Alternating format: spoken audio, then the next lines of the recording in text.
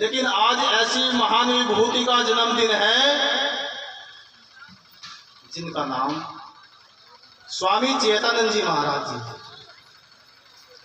चेतानंद जी महाराज जी कोई सामान्य व्यक्ति नहीं थे, कोई सामान्य संत नहीं थे। इस भारत देश को आजाद करने के लिए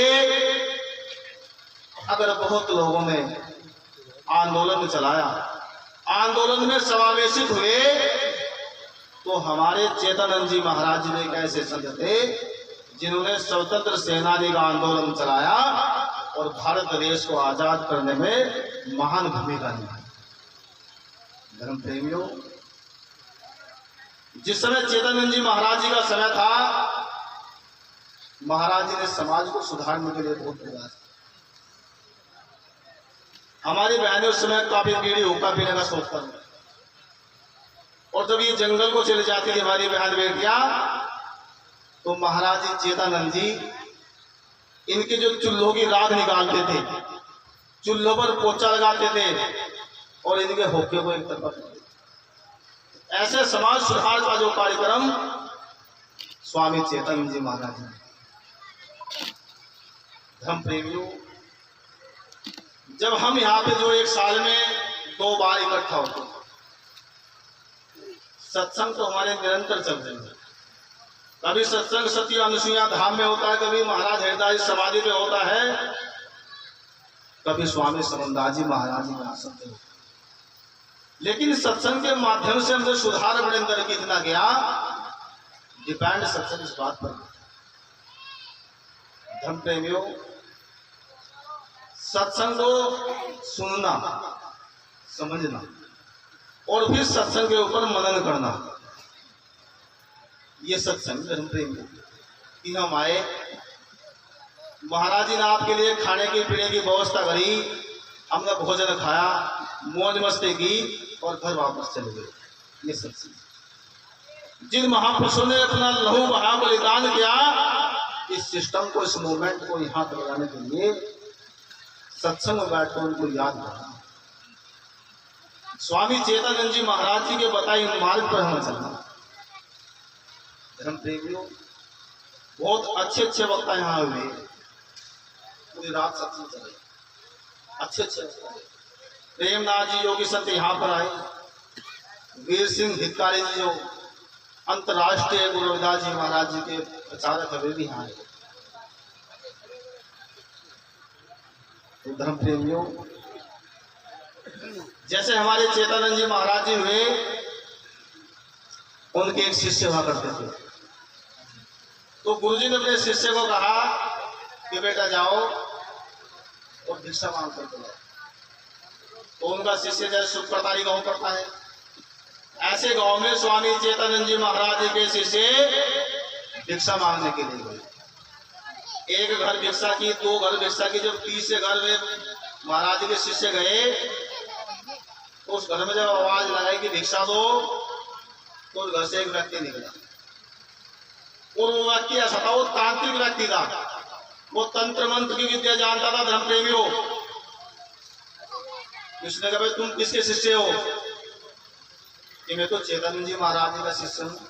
अच्छा, या तो तू मेरा शिष्य बन, और नहीं तो मैं तुम्हें अभी ऐसी बदुआ दूंगा कि तो आज रात में तेरी मृत्यु हो जाएगी।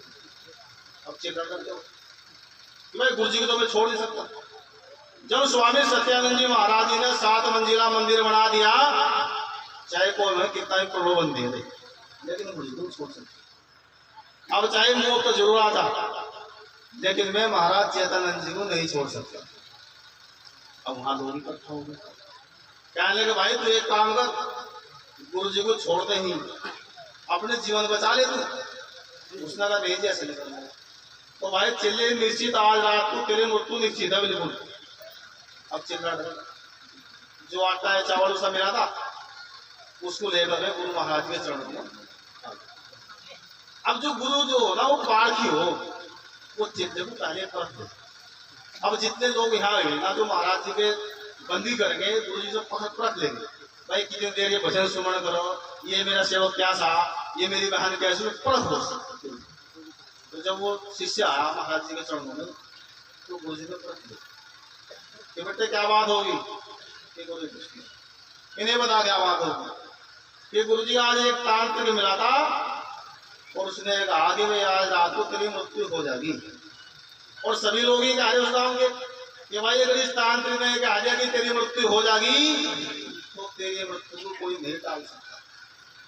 गुरु जी ने कहा बेटे घबराओ ना, तू खाना बना।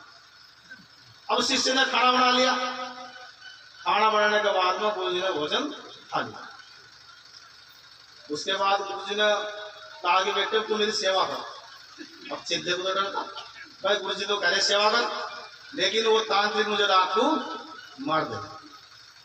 लेकिन गुरु जी ने उसे आदेश दिया कि बेटे तू मेरी सेवा कर, उसे मौत की परवाह नहीं। उसने गुरु का हुक्म, गुरु का आदेश बजाया और उसने गुरु जी की सेवा कर ली, शुरू कर दी।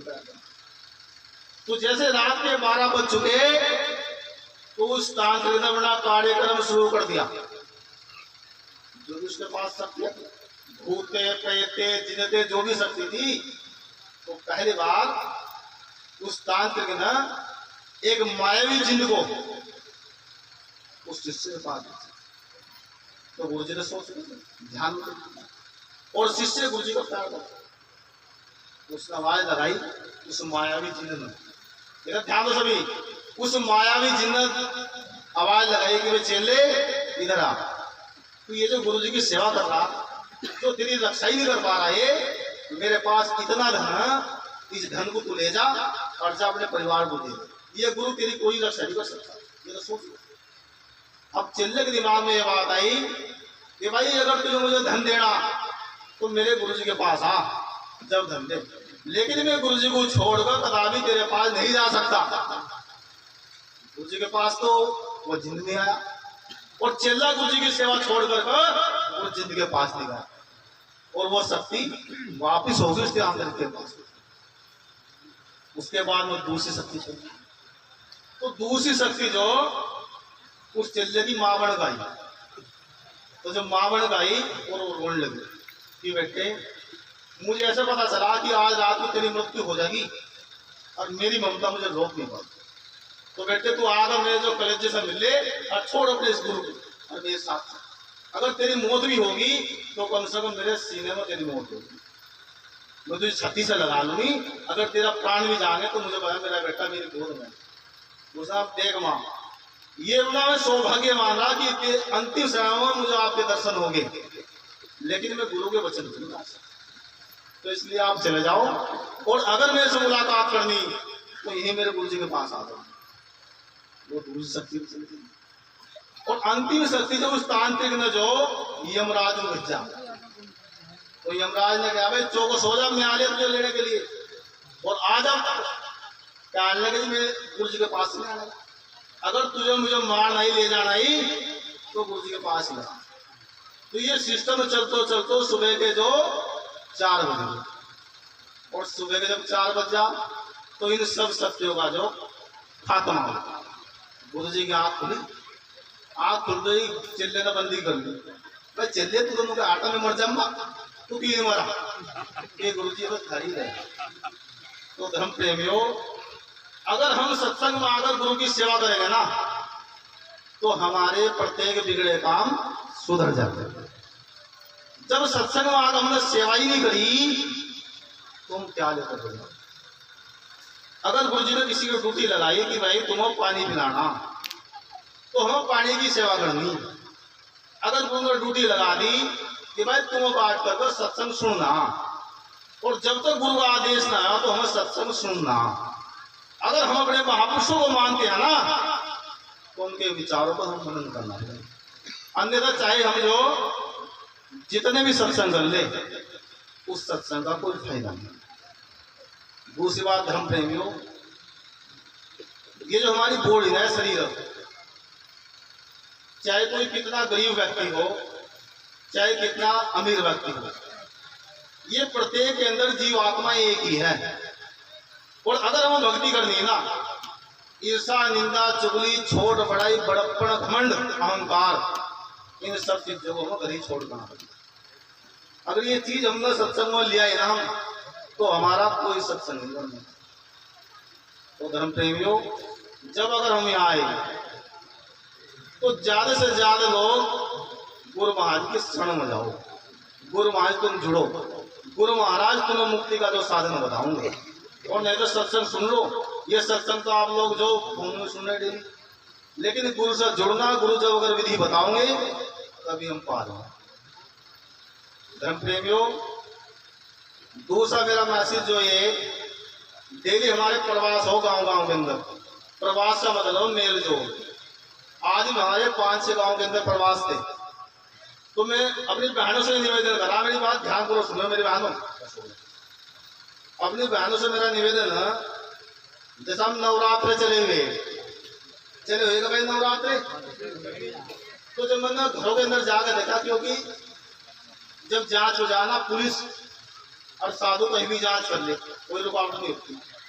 तो जब अपने समाज के घरों के अंदर घुसे जाकर, तो हमने प्रत्येक घर के अंदर देखा एक गद्दी लगी हुई नीचे, उस गद्दी में एक लोटा रखा हुआ, लोटे के ऊपर एक नारियल रखा हुआ, और वहां 3-4 देवियों की जो तस्वीरें रखी हुई।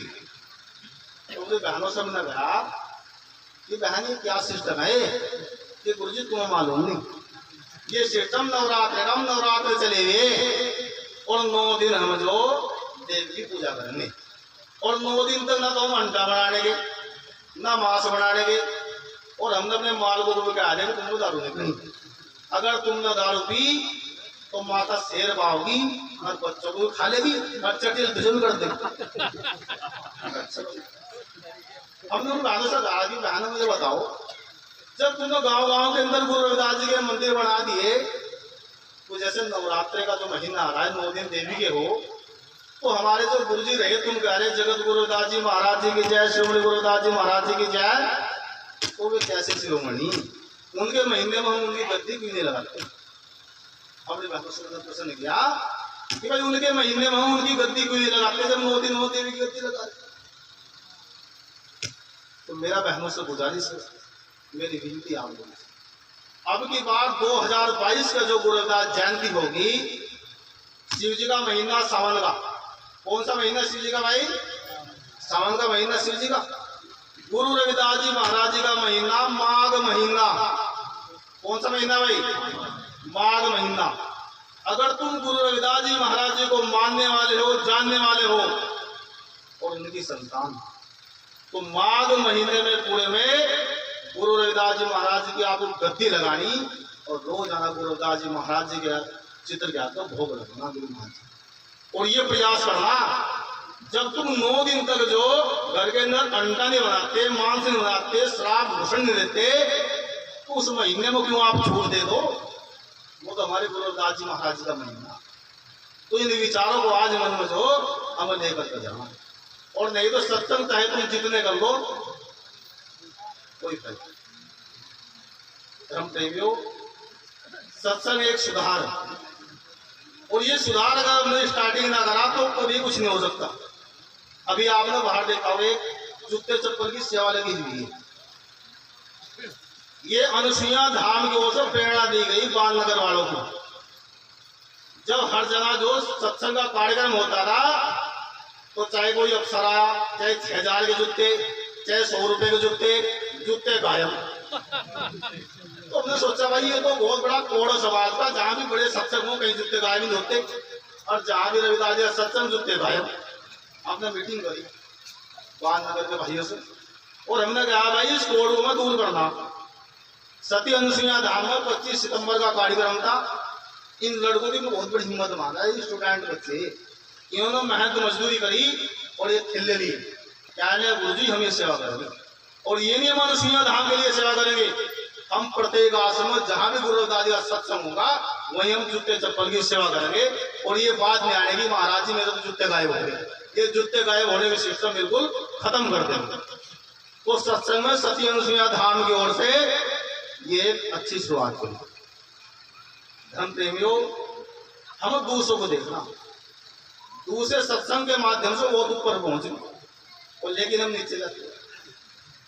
सत्संग यहाँ हो रहा और गंगा घाट पर बैठे हम, पता नहीं देख रहे का भाई गुरु रविदास जी महाराज जी ने जो कोटी दी थी और गंगा मैया ने कंगन दिए थे, पत्नी में देख रहे गंगा रात को ना जा, तो समय लगा ये भाव।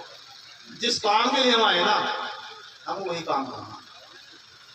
जहाँ ईंट पत्थर फोड़ने के लिए हम गुरु समझ लीजिए। धर्म प्रेमियों, इस समय बुखार का रोग चल रहा, गरीब गरीब को बुखार का रोग चल रहा। जब किसी को बुखारों से पता चला भाई बुखार कब होगा, सो पता नहीं चलता।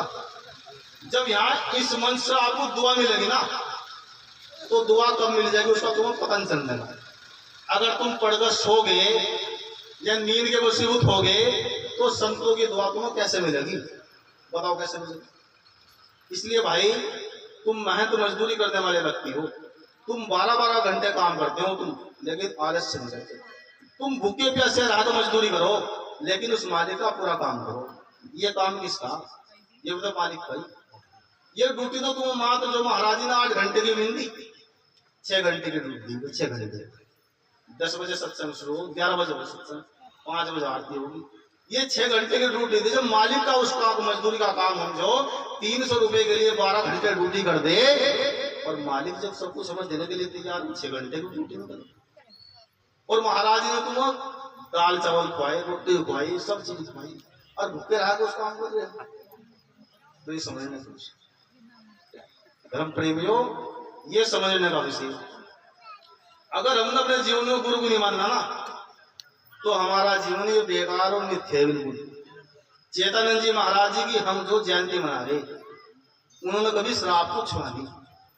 और अगर हम श्राप पी पी कर गजों में मान रहे ना, तो दुनिया के अंदर वहां से बड़ा पापी कोई नहीं। और उनकी आत्मा जो ना, जो वे शून्य रूप में वे यहाँ विचरण कर रहे थे, लेकिन वे यही हमारे बीच में, तो आपको कौन से होंगे ये दुष्टों, मैंने तुम्हारे लिए कितना प्रयास किया और तुम मेरे आज जीवन में धर्म नहीं कर। इस समाज को सुधारने के लिए, रविदास समाज सुधारने के लिए हमारे 5 संत हुए उस समय। स्वामी चेतन जी महाराज जी हुए, बाल जति जी महाराज जी हुए, जिनकी गद्दी खाई करी। एक हमारे हरिदास जी महाराज जी हुए, और एक ज्ञान भिक्षुदास जी महाराज जी हुए, और 5वें मंगलानंद जी महाराज जी हुए। उन्होंने समाज को सुधारने का पूरा प्रयास किया, और उस समय समाज सुधारा जिस समय रोटी भी नहीं मिलती थी। ये हमारे महाराज जी जिस गांव में जाते थे ना, अगर घर के अंदर पशु बंधा हुआ तो पशु की सेवा करी, तब भोजन खाया। इतनी गरीबी थी। और आज हमारे पास अमीर है तो हमने वो सब काम छोड़ दिए। मेरी बहन, बस अंतिम बात मैं कहकर जा रहा हूं, अगर आप इन बातों को जो अपने हृदय के अंदर बसा दो। अब हम जो सब धनवान हैं, हम गरीब नहीं। हम गरीब इसलिए नहीं है, जब नवरात्र में हम जो 200-200 रुपए लगा ले, मूर्तियां खरीद ले, घोड़े खरीद ले, लोटे खरीद ले, तो आज यहाँ दुकान लग गई सामने। जिसके घर में गुरु रविदास जी की तस्वीर नहीं ना, तो तस्वीर लेगी, और तस्वीर लेकर के तुम्हें क्या करना, उस तस्वीर को तुम अपने घर के अंदर लगा दो। और जैसे हमारी जो माता सत्य, हमारी बहनें सुबह खाना बनाना है, 2 रोटी बनानी, और गुरु जी के चरणों में ले जानी रोटी में, और चरणों में रोटी ले जाकर के कहना कि गुरु महाराज जी, जो मुझे सामर्थ्य अनुसार आपने दिया, मैं उसको यहाँ पे चरणों में भोग लगा। इसे तू भोजन को जो गुरु जी अमृत बना, और उस भोजन को फिर पूरे भोजन में मिलाना। जब गुरु जी के चरणों का जो भोग लगाओ भोजन पूरे भोजन में मिल जाएगा, वो भोजन नहीं रहना, वो अमृत बन जाएगा, प्रसाद बन जाएगा। और उस प्रसाद को अगर तुम्हारी संतानें खाओगी ना, तो जो चीज आज होगी ना, माँ बाप की सेवा नहीं कर रहे, गाड़ी गलौच हो रही, विद्यालय में भेज रहे, वे पढ़ने रहे, ये चीज काफी कम हो गई। करा तो ये चीज बहुत घरों में जाकर देखा हमने, जो बड़े बड़े वीआईपी लोग हैं ना, जिनके 90-90 हजार रुपए वेतन मिल रहा, 1.5 लाख रुपए वेतन मिल रहा, लेकिन वे गुरु रविदास और अम्बेडकर साहब नहीं मानते, उनके घरों में ये चीज नहीं मिलती। जिन लोगों ने हम अधिकार दिया, सब कुछ दिया, जिनके बुजुर्ग हम जी रहे, उनके लिए नहीं हम कुछ करते। तो मेरा आप लोगों से विनती, अगर तुम सत्संग में आ जाए हो तो तस्वीर लेकर जानी पड़ेगी और भोग लगाना पड़ेगा। ये मैं कहता हूँ आपको, अगर गुरु महाराज जी के चरणों में आप भोग लगाओ तो भोजन को अपनी संतानों को पाएंगे, तो जो आज चीज हो रही ना, ये नहीं। हर घर के अंदर ये बात वहां मिला कि गुरुजी हमारे बच्चे हमारी सेवा नहीं कर रहे। क्यों नहीं सेवा कर रहे? जब तुमने किसी को गुरु नहीं माना, तुमने किसी गुरु की सेवा नहीं करी, तो वे क्यों थारी सेवा करेंगे? सिस्टम तो तुमने खुद बिगाड़ दिया। गुरु जी के चरणों में तुम बार बार आ रहे, तुम सत्संग सुन रहे, 2 दिन खो रहे, लेकिन परिवर्तन तो कुछ भी नहीं। अगर तुम एक पोवा पिए और गुरु जी के सत्संग में तुम यहाँ आ गए, और आने के बाद अगर तुमने पोवा छोड़ दिया, तो संतान में बोलोगे भाई हाँ सत्संग लग गया इसको। और पता यह चला सत्संग में आए, 2 दिन रहे, 2 पोवा भी रहे, परिवर्तन क्या है? सती अनुसुईया धाम में जब सत्संग का कार्यक्रम था, एक बूढ़ी माता जी, उसने 5 दिन सेवा करी, बर्तन साफ करे, झाड़ू लगाए, पूरे आश्रम में साफ किया। तो जब वो चलने लगी, मैंने हाथ जोड़ गया कि माता जी आप बहुत थके होंगे, ये 100 रुपये ले जाओ, या तो किराए में खर्च कर लो या अपनी दवाई ले लो। तो उस माता जी ने क्या किया जी, अपना पल्ला खोला, पल्ला खोल कर दो, कुछ सिक्के निकालिए, कुछ 10 के नोट निकालिए, और वो मुझे देंगे, वो 180 रुपये। मैंने माता जी आप समझ कर, आप मजदूरी तो करते हैं, कैसे कैसे आपने जोड़े होंगे, क्या है ना गुरु जी देखते, मैं पता नहीं कब मेरी मृत्यु हो जाए, लेकिन मैं अपने समाज का, अपने गुरु का मैं एहसान मानूं कि मुझे महाराज ने ऐसी कौम में जन्म दिया, और मैं अपने जो कमाई में कुछ हिस्सा निकालता, और ये मैंने जोड़ रखी। और जिस भी मैं सत्संग में जाऊँ ना, मैं सेवा भी करूँ, और जो मेरे से मांगा ना मैं वो दूंगी। अब देखो 80 साल की बुढ़िया ने 270-80 रुपये मुझे दिए, कितने मेहनत सुनने जुड़ा। लेकिन जब हम सत्संग में चल कर आए यहाँ से, अगर हम ये सोच रहे कि भाई गुरु जी का आज सत्संग में जा रहे हैं और सत्संग में कुछ कमाल कर आऊंगे, और अगर 1 रुपया भी जोड़ हम, तो 365 दिन में 365 रुपये जोड़े। आज हम लगभग 3000 लोग यहाँ आए। अगर 365 के हिसाब समझे तो इतनी धनराशि इकट्ठा हो जाएगी कि हमारे इस मंदिर के अंदर, नाशम के अंदर संगमरमर का पत्थर भी जगह है। लेकिन इस बात को सोचते हैं हम, तो ये सोचो कि भाई राजेंद्र जी ने बढ़िया शब्द गा, या योगानंद जी ने गा, या पंजाबी संगत ने बढ़िया गाया, उन शब्दों के भाव को नहीं समझते। अगर शब्दों के भाव को हम समझ ले, हम पार हो जाए धर्म को। बस मेरी आप लोगों से गुजारिश है, जैसे हम 9 दिन के व्रत रहे ना, अब की बार गुरु रविदास जयंती को हम नशा मुक्त करें। हम गुरु रविदास जयंती को नशा मुक्त करें, और ज्यादा से ज्यादा लोग व्रत रहो। ये एक जो बड़ा प्रोजेक्ट बनाया जा रहा है अनुसुईया धाम की ओर से, हर गांव से टीम इकट्ठा कर समझाया जा रहा। पहले जिला मुजफ्फरनगर समझाया जा रहा, जो बड़ा ही हमारा जो गंभीरता का विषय, जिला मुजफ्फरनगर ने इतना बड़ा काम कर दिया, इतना बड़ा काम कहीं नहीं हुआ पश्चिम उत्तर प्रदेश में। ये जो इतना बड़ा मंदिर बना हुआ ना, ये आप लोगों के खून पसीने की मेहनत लगी हुई, लेकिन जैसा आपने काम कर दिया, ऐसा जिला मुजफ्फरनगर में सुधार नहीं हुआ। अनुसुईया धाम की ओर संकल्प किया गया, ये 645 जयंती गुरु रविदास जी की, और जिला मुजफ्फरनगर के अंदर 6,45,000 लोगों को नशा मुक्त करने जयंती को। अगर नशा मुक्त नहीं करे ना, तो हमारा जयंती रहना कोई फायदा नहीं। तो धर्म प्रेमियों, सत्संग में अच्छे वक्त आए हुए, कहानी की बात होगा, लेकिन अगले वक्त आए हुए सभी को